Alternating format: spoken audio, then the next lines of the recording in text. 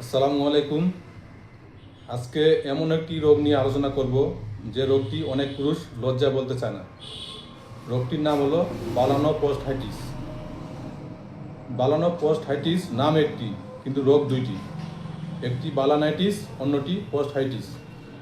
এক্ষেত্রে বলা হয় বালানোপোস্টাইটিস। বালানাইটিস গ্ল্যান্ড পেনিস, লিঙ্গের অগ্রভাগের প্রদাহ, এবং পোস্টাইটিস ফরস্কিন, পুরুষাঙ্গের ত্বকের প্রদাহ। দুইটি রোগ বেশিরভাগ ক্ষেত্রে একসাথে ঘটে, এজন্য একে বলা হয় বালানোপোস্টাইটিস। বালানোপোস্টাইটিস কী কী কারণে হতে পারে?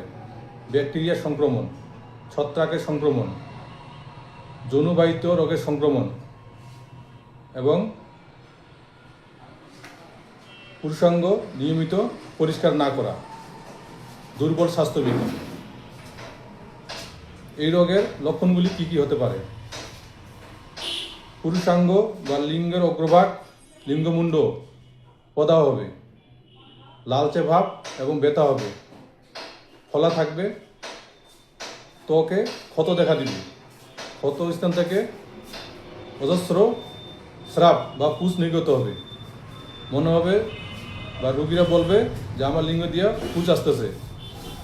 চিকিৎসক মনে করবে গনোরিয়া হয়েছে, আসলে এটা গনোরিয়া না, এই রোগটি হলো বালানোপোস্টাইটিস। লিঙ্গ ত্বকে চুলকাবে এবং স্রাবে অতিরিক্ত দুর্গন্ধ হবে। এই রোগ থেকে ভালো থাকার উপায় কী বা প্রতিরোধের উপায় কী? পুরুষাঙ্গ নিয়মিত পরিষ্কার করা, এবং যাদের আক্রান্ত হয়েছে সাবান লাগানো যাবে না। আক্রান্ত স্থান প্রয়োজনে নিম পাতা এবং কাঁচা হলুদ সেদ্ধ করে সেই পানি দিয়ে ধৌত করতে হবে।